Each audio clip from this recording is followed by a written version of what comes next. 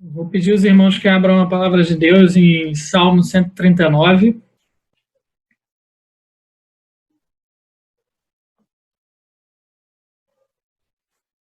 Do verso 1 ao verso 18.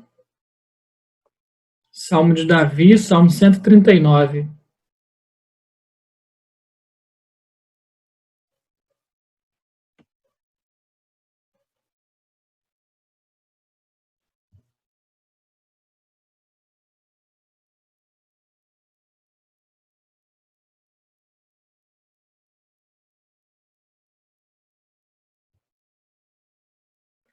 Vou fazer a leitura. Peço que os irmãos me acompanhem nessa leitura.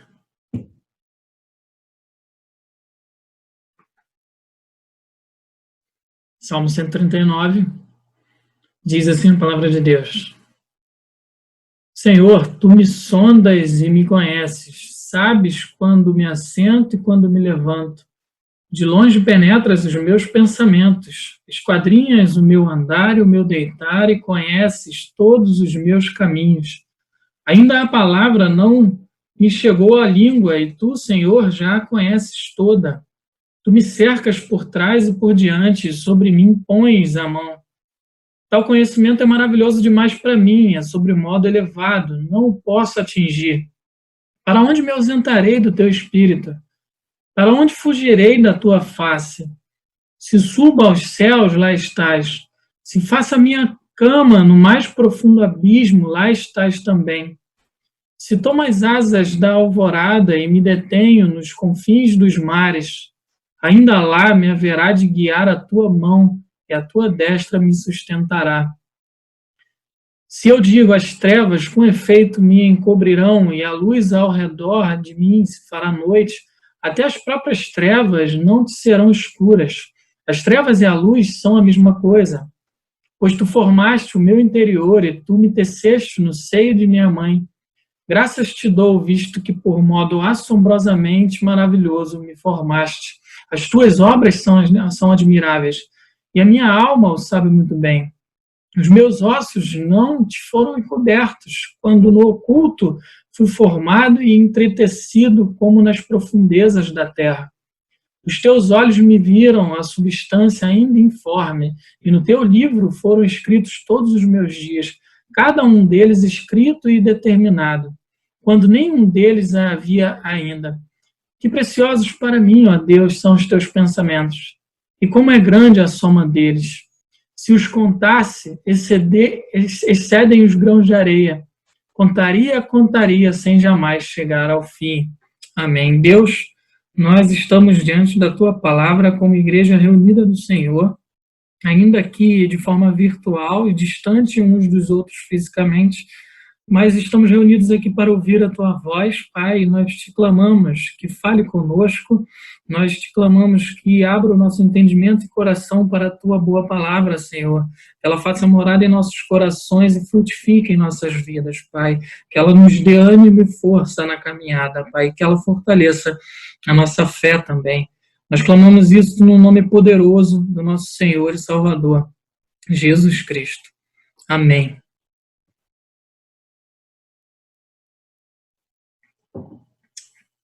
No casamento, normalmente, após a lua de mel, começam a surgir algumas dificuldades, não é, no relacionamento. Muitas vezes é por falta de conhecimento que um tem do outro e nos damos conta em alguns momentos que não conhecemos o nosso cônjuge assim tão bem quanto a gente achava que conhecia, né?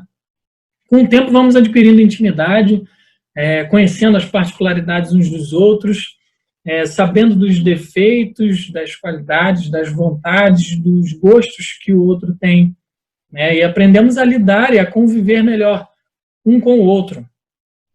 O respeito, a admiração, o amor, tudo isso vai aumentando com o tempo de relacionamento, né? Com o tempo que vai aumentando a nossa intimidade também. Bem parecido com esse relacionamento de casamento, o nosso relacionamento com o Senhor. Todos nós temos um conhecimento de Deus, uma imagem, uma visão de quem é Deus em nosso coração e em nossa mente. né, suas particularidades, seus atributos, suas vontades também. E esse conhecimento que temos de Deus aumenta quando nos relacionamos com Ele, através da leitura da palavra, através de oração, ouvindo a sua palavra, se relacionando com a igreja, né, tendo comunhão na igreja, que é o corpo do nosso Senhor Jesus Cristo, né, o local onde a gente comunga na mesma fé, né. Esse conhecimento afeta diretamente nossa vida, esse conhecimento que nós temos de Deus. É como nós nos relacionamos com o mundo, como nós nos relacionamos com as pessoas, com as adversidades, com o tempo de pandemia, como a gente está vivendo agora. Esse Salmo 139, Davi mostra o seu conhecimento de Deus. Ele expõe aqui, nesse Salmo, a grandeza do nosso Deus através da sua intimidade com Ele. É um Salmo extremamente pessoal, né? Tem um tom muito pessoal de Davi com Deus ali. Davi expõe o seu íntimo relacionamento com o seu Senhor, né? E através desse Salmo, Deus se revela a nós de maneira magnífica através de Davi, e expondo alguns de seus atributos a nós nesse Salmo, nos dando mais conhecimento de quem Ele é, né? E eu quero destacar alguns atributos de Deus nesse Salmo, que saltam aos nossos olhos ao lermos esses versículos, esses belos versículos aqui. Primeiro nós vemos do verso 1 a 6, sobre a onisciência de Deus, o Deus onisciente. Davi inicia o Salmo mostrando o completo conhecimento que Deus tem dele próprio, Davi, mais do que ele mesmo se conhece. Davi diz que o Senhor sonda ele, e que essa palavra de sondar, ela tem um tom no original, um sentido de cavucar, né, de ir mais profundo ali. E é isso que Deus faz conosco. Ele sonda o nosso coração. E Ele sabe de tudo que está lá no nosso coração. Não existe aquela ideia de que Deus está olhando a gente lá das nuvens, tentando descobrir o que a gente está pensando. Tanto que o salmista fala aqui que Ele penetra os meus pensamentos. Deus sabe de todas as coisas que nós estamos pensando antes mesmo de nós falarmos. Como Ele diz no verso 4 também, que Ele fala, ainda a palavra não me chegou à língua e tu, Senhor, já a conheces toda. E esse conhecimento que Deus tem de nós, não é que Ele vem em nossa mente para saber o que a gente está pensando, como se Ele não soubesse, aí Ele vai lá fuxicar nosso coração, nossa mente, para saber tudo o que a gente está fazendo, não. Mas tudo isso já faz parte do conhecimento de Deus, de seus decretos e de sua vontade. Deus sabe já de tudo que nós vamos pensar, falar, fazer nessa vida, e não existe nada, absolutamente nada fora da sua vontade e seu decreto, nada, absolutamente nada foge do seu conhecimento, tudo está debaixo da sua guarda. Como o salmista diz, no verso 5, ele fala, tu me cercas por trás e por diante, sobre mim pões a mão.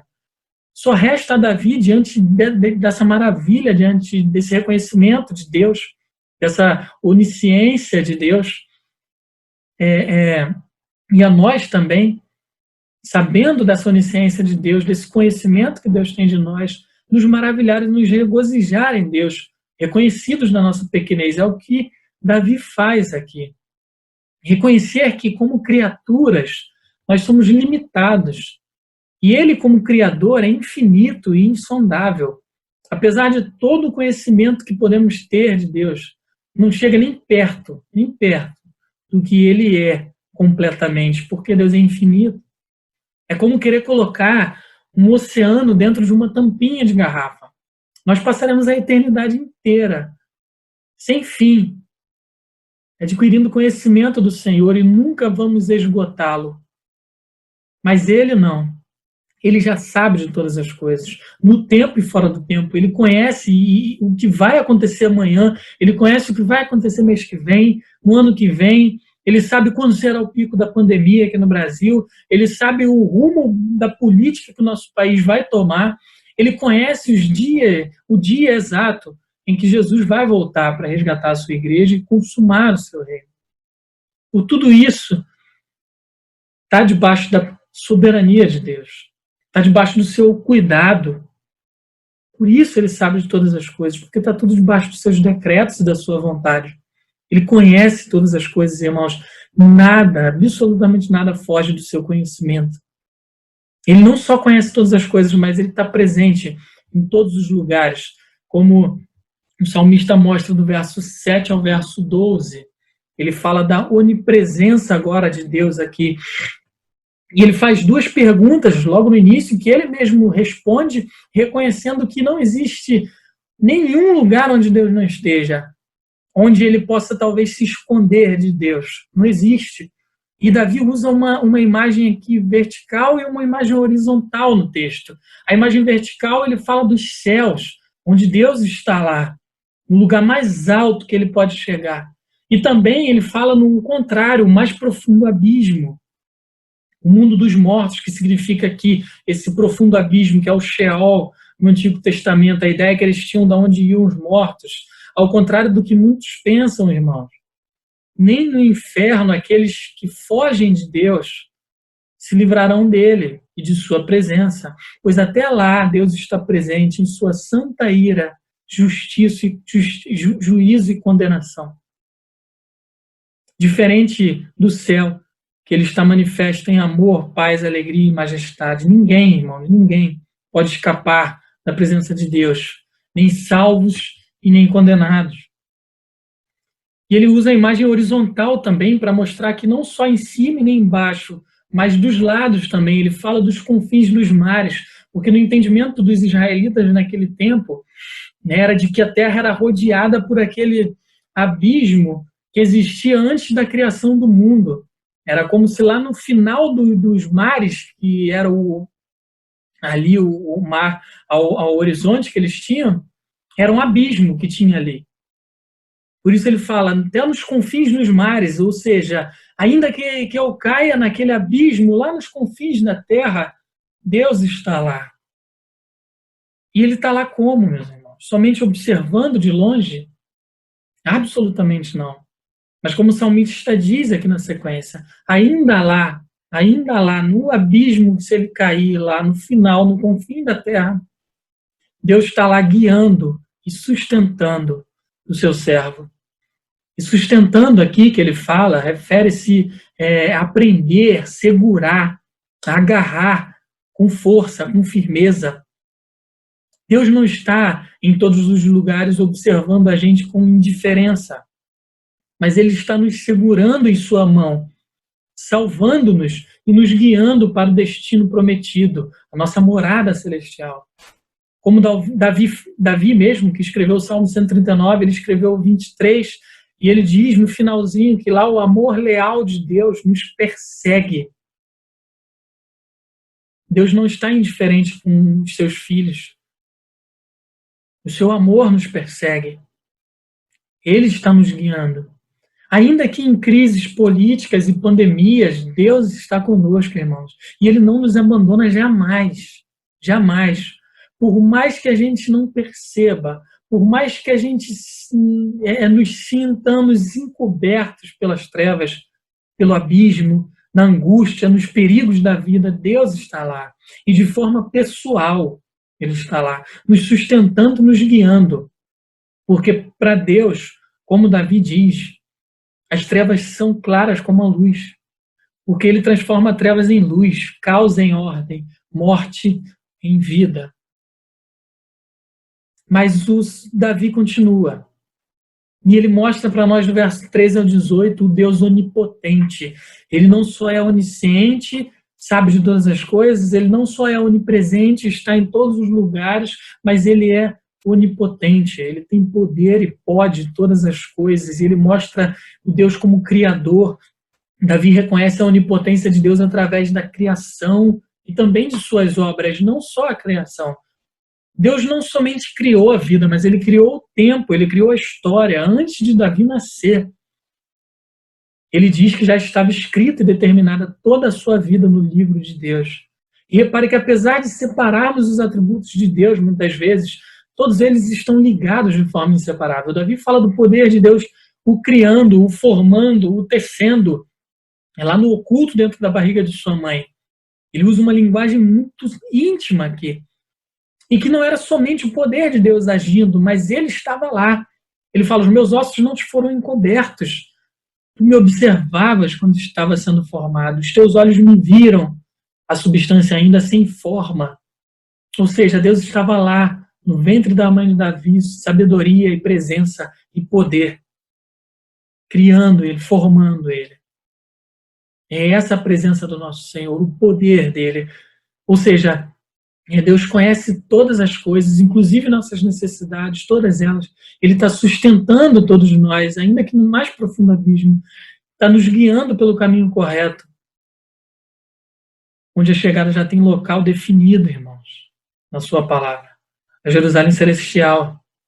Porque todos os nossos dias já estão escritos no livro de Deus.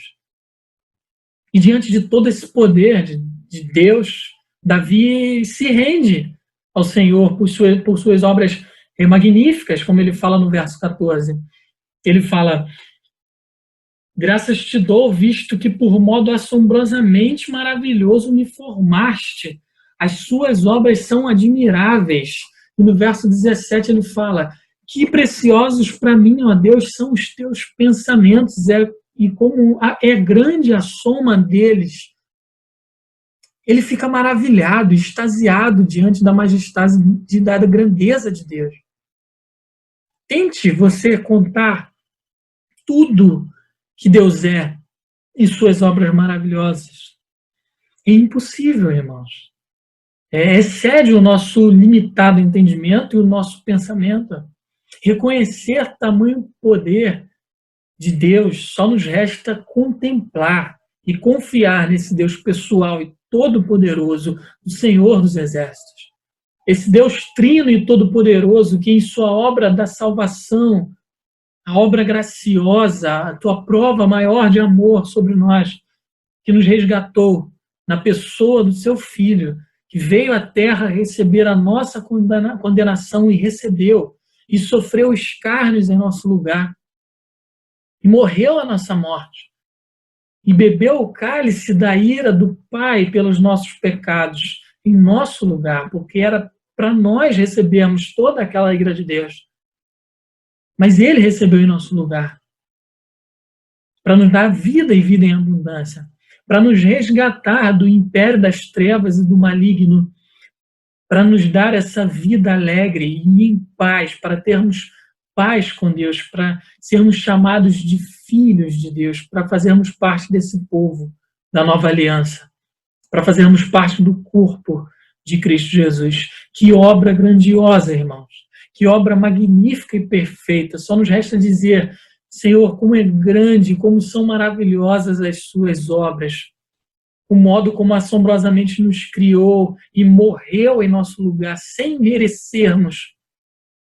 Maravilhosa e perfeita é a obra de Cristo na cruz. Louvado seja o Senhor, irmãos. Para a gente concluir, irmãos, que em tempos de aflições, angústias e incertezas como esse que nós estamos passando, em meio de pandemia, ainda tem crise política e tudo mais, e fora as aflições, às vezes, que nós já temos, as nossas dificuldades particulares que nós já tínhamos e ainda temos, mas que a gente olhe, meus irmãos, para o Senhor, que busquemos esse conhecimento e essa intimidade com Ele diariamente, que a gente descanse na verdade de que Deus nos conhece mais do que a nós mesmos e que Ele sabe de todas as nossas necessidades. E Ele te conhece por inteiro, meu irmão. Foi Ele que te criou. E não só sabe das suas necessidades, mas em seu soberano poder, Ele supre todas as suas necessidades, ainda que você não perceba, porque às vezes a gente acha que a necessidade que a gente quer é a melhor, mas às vezes não é a verdadeira necessidade, que Deus sabe qual é, e a que Ele supre, e às vezes a gente não entende, mas Ele supre a gente, e Ele sustenta a gente. Se nós estamos respirando, como nós lemos hoje, todo ser que respira, louve o Senhor. E que a gente também descanse no fato de que Deus está aqui, meus irmãos. Deus está aí com você. Deus está em todos os lugares. Ele é onipresente. Ainda que você não sinta Ainda que você se sinta caindo num abismo, nas trevas, Deus está te cercando com o seu amor e o seu cuidado paternal. E Ele é poderoso, irmãos. Ele é o Criador de todas as coisas, e Ele pode todas as coisas, e a obra máxima Ele já fez na cruz do Calvário, que foi te salvar. Portanto, descanse nisso, meus irmãos. Descanse nesse Deus onipresente, onisciente, onipotente, que nos guarda, que nos conhece, que pode todas as coisas e que está conosco. No meio dessa pandemia, no meio dessas nossas dificuldades, Ele está nos guardando e nos protegendo, para a glória dele mesmo.